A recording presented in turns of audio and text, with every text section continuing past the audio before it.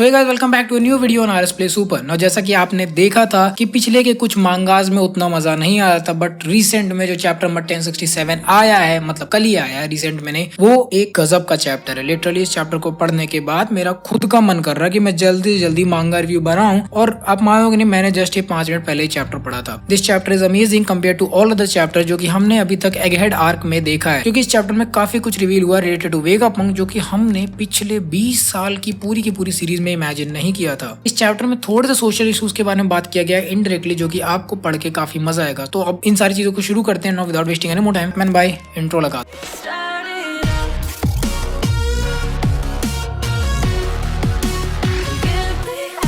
वैसे guys, before starting the video, आप में से जो भी लोग इंजीनियरिंग या सीएस बैकग्राउंड से हो, आप लोग प्लीज मुझे जाकर लिंक्डइन पे ज्वाइन करो। अगर आप में से कुछ टैलेंटेड सीनियर्स के साथ मेरा कनेक्शन बनेगा तो मेरे लिए काफी हेल्पफुल होगा, and I guess I can learn a lot from you guys. तो प्लीज आप लोग जाके मुझे लिंक्डइन पे जरूर ज्वाइन करना। Now let's start the video. बात करें कवर पेज की, तो कवर पेज में हम देखते हैं सीजर क्लाउन जो कि विंस्मोक जज से इस समय फाइट कर रहा है। नो, अब ये बंदा क्यों फाइट कर रहा है, इसके पीछे का जो रीजन है, जो कि मैंने स्पॉइलर वीडियो में बताया था कि हो सकता हो कि जब ये मैट्स में काम कर रहे थे तो पॉसिबली इन दोनों के बीच में कुछ अनबन हो गई थी, क्योंकि जितना हम सीजर क्लाउन को जानते हैं, इसको ह्यूमन एक्सपेरिमेंटेशन करना था। एंड वहीं पे सेम साइड में हम ये भी जानते हैं कि विंस्मोक जज भी ह्यूमन एक्सपेरिमेंटेशन ट्राई करना चाह रहा था। पर हो सकता हो कि जो मेथड्स या फिर जो रिजल्ट ये दोनों चाह रहे थे, उसको लेके इन दोनों के बीच में कोई ना कोई कॉन्फ्लिक्ट हुआ हो, जिसका रिजल्ट अभी हमें देखने को मिल रहा है। अदरवाइज ये पुरानी आदत है यार वन पीस के लोगों की, जब वो साथ मिलते हैं तो झगड़ा करते ही रहते हैं। बिग मॉम और काइडो को ही देख लो, कितनी अच्छी गहरी उनका भाई बहन का रिश्ता था पहले, फिर मिलते ही झगड़ा कर रहे थे। लेकिन इस कवर पेज में एक चीज इंटरेस्टिंग है जो कि आपको नोट करना चाहिए। अगर आप कवर पेज के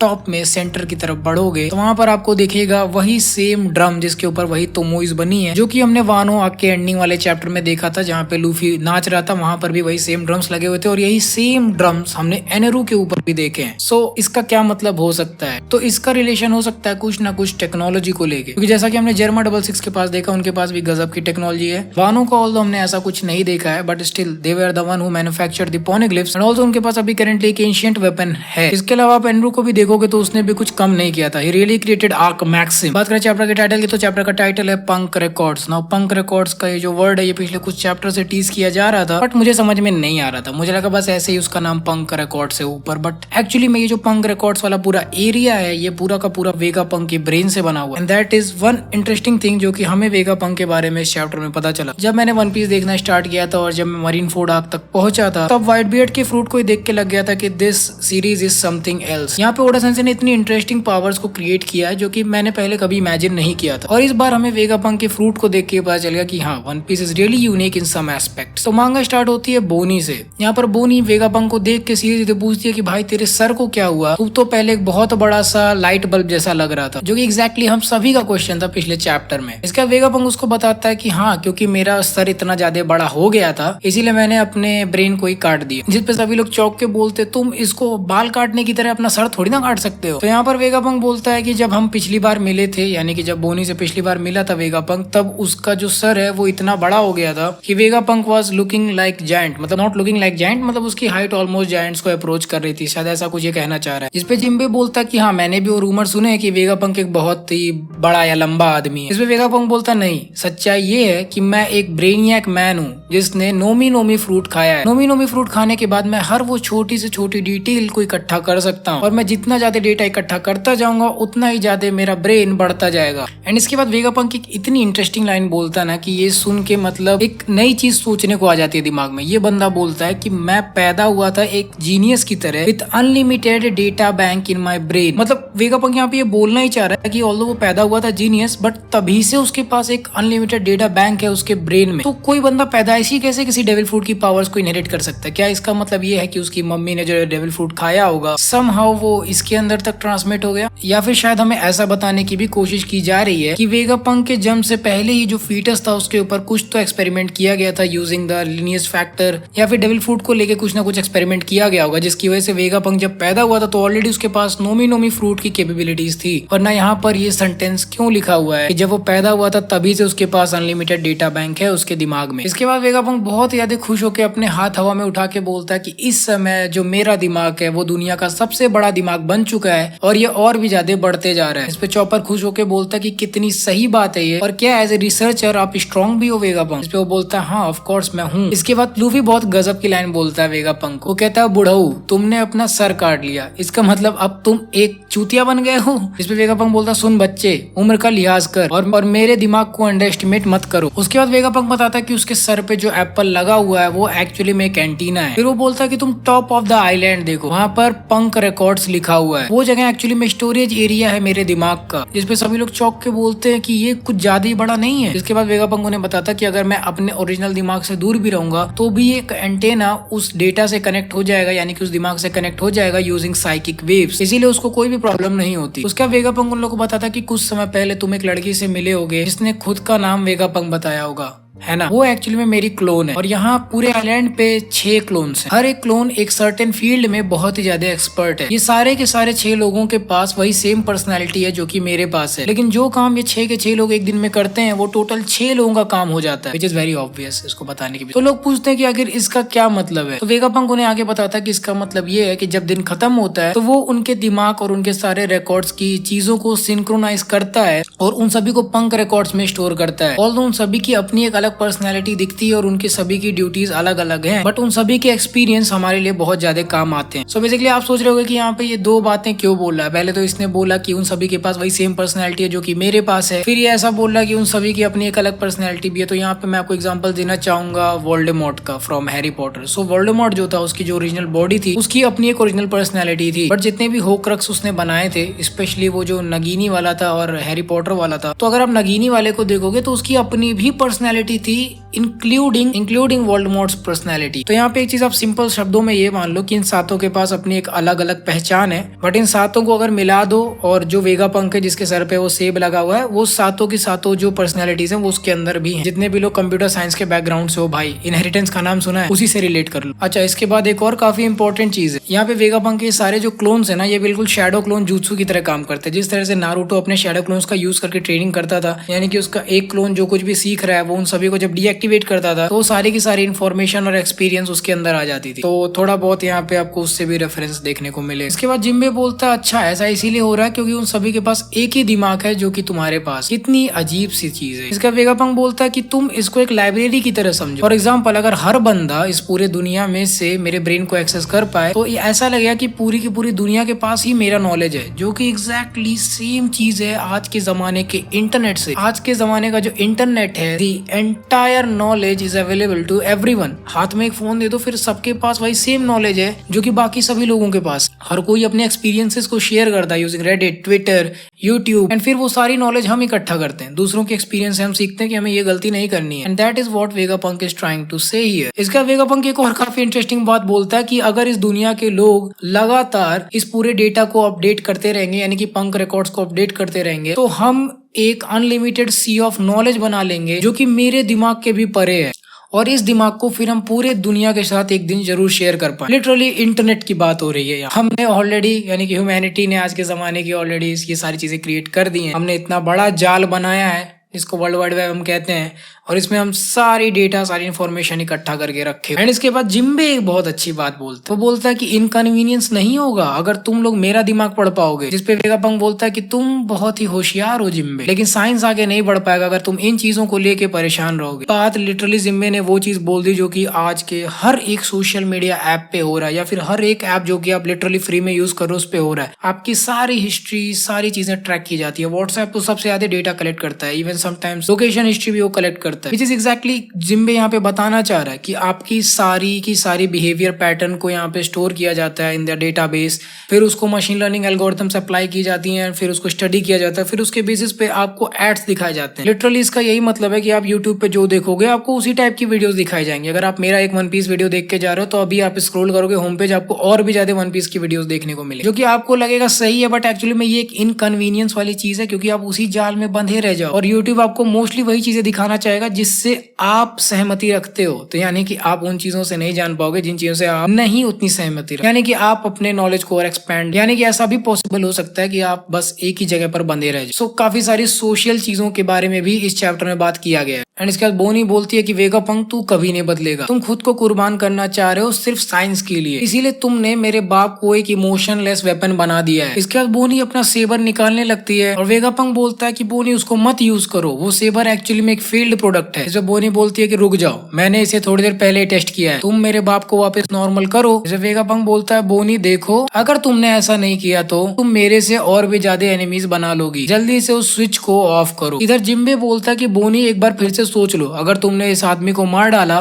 तो तुम इतने दुश्मन बना लोगी कि तुम इमेजिन भी नहीं कर सकती। इसके बाद वेगापंक आगे बोलता है कि उस बीम का फंक्शन है कि वो बहुत सारे इंसेक्ट्स को अपनी तरफ अट्रैक्ट करता है। इसके बाद हम देखते हैं कई सारे बीटल्स आइलैंड के बाहर से बोनी की तरफ आने लगते हैं। एंड ऑब्वियसली बोनी एक लड़की है तो इतने सारे कीड़ों को देख के उसकी गांड फट जाती है और वो बेहोश हो जाती है, उसके मुंह से झाग गिरने लगता है। इस पे लूफी बोलता है ओए बोनी, ये देख मेरे हाथ में एक बड़ा सा बीटल है, तुझे चाहिए क्या? जिस पे चॉपर बोलता है भाई चुतिया गए हो क्या, तुम्हें इस बात की चिंता नहीं है कि वो बेहोश हो गई है? इसके बाद वेगापंक बोलता है भाई सेंस है, वो मुझे मानना चाहती है, इसका बहुत ही अच्छा रीजन है क्योंकि जो वेपन उसने उठाया था वो एक्चुअली में एक फेल्ड प्रोडक्ट है। मतलब वेगापंक यहाँ पे खुद की डेथ विश इसलिए कर रहा है क्योंकि उसका जो वो वेपन था यहाँ बोनी के हाथ में वो फेल्ड था। भाई अजीब है साइंटिस्ट। इसके बाद वेगापंक लूफी से पूछता है कि यार तुम लोग अभी थोड़े टाइम पहले वानो गए थे ना, सुनने में आ रहा है कि वहाँ पे एक और ड्रैगन है काइडो के अलावा। जिसपे लूफी हंसते हुए बोलता अच्छा मोमो की बात कर रहे हो? तो वेगापंक उसे बताता कि वो एक फेल्ड डेविल फ्रूट है जिसको मैंने पंख हिजार्ड में छोड़ दिया था, लगता है उस लड़के ने वो खा लिया। इस पे लूफी बोलता है सच में फेल्ड प्रोडक्ट है? तो वेगापंक उसको रिप्लाई करता है वो एक्चुअली में एक आर्टिफिशियल डेविल फ्रूट है जिसको मैंने बनाया था, इसको बनाने में मुझे बहुत ज्यादा पैसे लगे थे और 20 साल के रिसर्च के बाद काइडो के लिनिएज फैक्टर को यूज करके मैं इसको बना पाया था। लेकिन फिर भी मोमोनोसुके की ग्रोथ वैसी नहीं होगी जैसे कि ओरिजिनल फ्रूट वाले की थी। इस पॉइंट को तो पढ़ के मुझे लगा कि लगता है मोमोनोसुके आगे चल के मर जाएगा। उसके बाद लूफी बोलता अच्छा इसीलिए मोमोनोसुके सेम उसी टाइप का ड्रैगन बन सकता है जैसे काइडो बन जाता है। लेकिन वेगापंक तुम्हारा ये वाला फ्रूट तो सक्सेसफुल था, वो एक्चुअली में अपने मुंह से आग फेंक सकता है और वो पावरफुल भी है और कुछ समय में तो वो वानो का प्रोटेक्टर भी बन जाएगा। तुमने इसको बनाया है, तुम तो सच में बहुत ही इनक्रेडिबल आदमी हो। इसमें वेगापंक पूछता है कि आखिर उस ड्रैगन का कलर क्या है? तो लूफी बोलता है पिंक दायो, इट्स पिंक। इसका वेगापंक सर पटक के रोने लगता है, कहता है देखो कितना बड़ा फेलियर है। तो उधर पीछे सभी लोग सोचते हैं, उधर पीछे लूफी बोलता है भाई काम तो कर रहा है और जिम्बे बोलता है अच्छा मैं समझ गया, ये जीनियस तो है ही, इसके साथ ये परफेक्शनिस्ट भी है। तो एक्चुअली में कुछ लोग ऐसे एग्जिस्ट करते हैं जिनको थोड़ी सी भी गलती बर्दाश्त नहीं होती है और वेगापंक उन्हीं में से एक। उसके बाद वो लोग पूछते हैं कि आखिर इस रोबोट का क्या, तुम इसे हटा सकते हो ना, तुम्ही ने तो ये रोबोट बनाया है। इसपे वेगापंक बोलता है नहीं ये गलत है, मैंने इस रोबोट को नहीं बनाया, ये एक्चुअली में एक मेटल जायंट है जिसने मैरी जॉयस पे 200 साल पहले अटैक किया था और तो और इस मशीन को अराउंड 900 साल पहले बनाया गया था।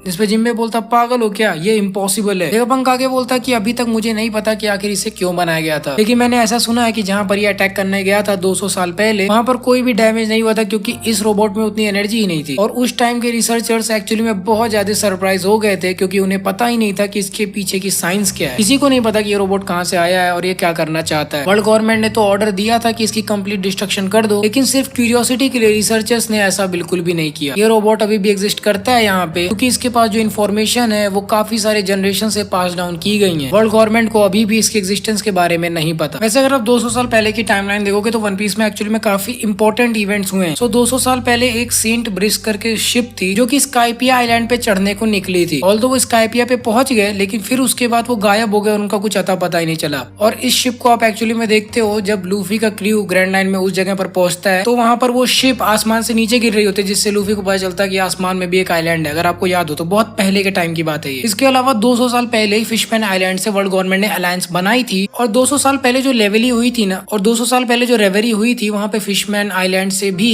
लोगों ने अटेंड किया था उस रेवरी को। लेकिन फिर उससे लेके आज के टाइम तक कभी भी किसी फिशमैन ने रेवरी नहीं अटेंड की। मतलब 200 साल पहले जो भी इवेंट्स हुए थे उसके बाद किसी ने उसको अटेंड नहीं किया। So there is a very big possibility कि इस रोबोट ने कुछ ऐसे कांड किए थे या फिर इस रोबोट के आने की वजह से कुछ ऐसे राज खुल गए थे जिसकी वजह से काफी टाइम तक फिशमैन आइलैंड ने वापस से वर्ल्ड गवर्नमेंट से अलायंस नहीं बनाया एंड इसीलिए वर्ल्ड गवर्नमेंट ने इस रोबोट के डिस्ट्रक्शन की डिमांड की होगी, क्योंकि मेरी जो पे रेवरी होता है और ठीक उसी जगह पे इस रोबोट ने अटैक भी किया था 200 साल पहले, यानी कि पूरा का पूरा ग्रैंड लाइन चढ़ के आया था। तो हाँ, इस रोबोट में काफी ज्यादा पावर थी, बट उतनी नहीं थी कि वो पूरी तरह से उस जगह को डिस्ट्रॉय कर पाए। इसके बाद वेगापंक बोलता बहुत सही, तुम लोग तो बहुत ही आराम से यहाँ तक आ गए। जिसपे चॉपर बोलता नहीं नहीं, हम तो भूल गए थे रास्ता, हम यहाँ गलती से पहुंचे हैं। इसके बाद सीन वापस से शिफ्ट होता है रॉबिन वाले ग्रुप की तरफ। यहाँ पे रॉबिन बोलती है कि 200 साल पहले एग्जैक्ट वही ईयर है जब डिस्क्रिमिनेशन अगेंस्ट फिशमैन दोबारा से स्टार्ट हो गया था। मैं यहाँ पे दोबारा से इसलिए बोल रहा हूँ क्योंकि उस समय की अलायंस से पहले भी फिशमैन के अगेंस्ट डिस्क्रिमिनेशन हो रहा था और शायद उस टाइम के लिए वो बंद हो गया था एंड फिर वो दोबारा से स्टार्ट हो गया था। रॉबिन को ऑब्वियसली इसके बारे में नहीं पता होगा कि 200 साल पहले क्या हुआ था, उसको कैसे। इसका शाका आगे बताता कि हमने वेगा फोर्स इसी रोबोट को स्टडी करके बनाया था, लेकिन हम काफी सारी चीजें रेप्लिकेट नहीं कर पाए। मुझे तो सच में बिलीव नहीं होता कि एक्चुअली में मशीन सोल्जर था जिसे 900 साल पहले बनाया गया था। इसमें फ्रांकी एकदम हैरान हो जाता है, बोलता है कि एक मशीन जो कि तुम भी नहीं बना सकते। जिसपे शाका बोलता था प्रॉब्लम इज पावर, यानी कि उन्हें इनफ पावर नहीं मिल रही, उन्हें इनफ पावर सोर्स नहीं मिल रहा कि वो इस टाइप के किसी रोबोट को पावर अप कर पाए। वो बोलता कि पहले के जमाने में ऐसी एक पावर एग्जिस्ट किया करती थी जो कि इतनी ज्यादा थी कि वो इस समय के वर्ल्ड की कॉमन सेंस को भी चेंज कर सकती है। सो आप सोच रहे कि आखिर ऐसी कौन सी पावर है जो उस टाइम पे एग्जिस्ट किया करती होगी ना। अगर हम सिर्फ पावर सोर्स के टर्म्स में बात करें तो आई थिंक एंड्रू का डेविल फ्रूट, अगर एंड्रू का डेविल फ्रूट अवेकेंड फॉर्म में एग्जिस्ट करता तो आई रियली थिंक कि वो ऐसे किसी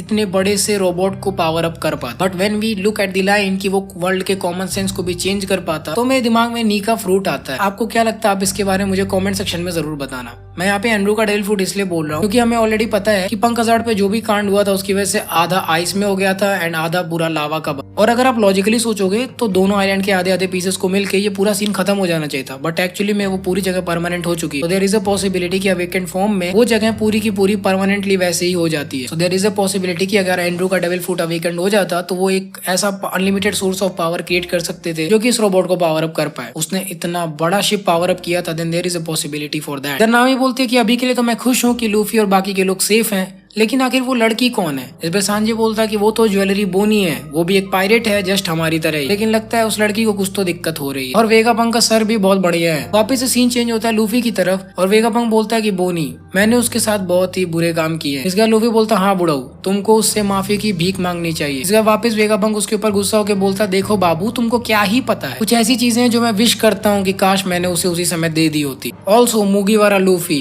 ये नसीब की बात थी कि तुम यहाँ पर आ चुके हो, क्या तुम मुझे एगेट आइलैंड से बाहर लेके जा सकते हो? तभी सीन शिफ्ट होता है वापस से समुद्र की तरफ, जहाँ पे कई सारे आर्टिफिशियल सी किंग्स समुद्र से बाहर निकल आ गए। यहाँ पे CP0 के शिप से आवाज आती है ये साइफर पोल के शिप है, हमें एगहेड आइलैंड पे लैंड करना है। उसके बाद हम अगले ही पैनल में देखते हैं सारे के सारे एंड इसके बाद अगले पैनल में हम देखते हैं सारे के सारे CP0 मेंबर्स को एक साथ, जहाँ पे रॉब लुच्चे क्या गजब लग रहा है। यहाँ पर लुच्चे बोलता कि हमें इन्फॉर्मेशन मिली है कि ज्वेलरी बॉनी इसी आइलैंड की तरफ आ रही है। मुझे वो औरत बिल्कुल भी पसंद नहीं है जो कि बार बार हमारे चंगुल से बचकर भाग रही है, लेकिन अब हमारे लिए उसकी कोई भी जरूरत नहीं रह गई है। मैं जब भी उससे अगली बार मिलूंगा आई मेक श्योर कि मैं उसे जान से मार डालूं। सीन वापस से शाका के रूम में आता है और वेगापंक का एक क्लोन आता है और वो बोलता है शाका, गवर्नमेंट की शिप यहाँ पर आ चुकी है और ये चीज बहुत गलत हो जाएगी अगर उन्हें पता चला कि हमने सच में यहाँ पे पायरेट्स को बुला रखा है और उस शिप पे तो CP0 एंड इवन रॉब लुच्ची भी है। ये चीज सुन के तो नामी और उसकी गांड फट जाती है। उसो बोलता है रॉब लुच्ची, मुझे इस आइलैंड से भागने दो, और नामी बोलती है नो, मुझे वो बंदा बिल्कुल पसंद नहीं है, वो तो रिटायर हो गया था ना। Sanji being the greatest simp in the anime history वो बोलता है कि रॉबिन चान मैं तुमको जरूर बचाऊंगा, विच रेफरेंस की आखिर पिछली बार क्या हुआ था जब रॉब लुचिया में मिला था। इसके बाद शाका यानी कि पंख 01 एक बहुत ही इंटरेस्टिंग चीज बोलता है, प्रिपेयर टू इंटरसेप्ट देम, और उन्हें इस आइलैंड पे उतरने की रिक्वेस्ट मत देना। इंटरसेप्ट मेरा one of the favourite word है जब भी मैं महंगा रिव्यू करता।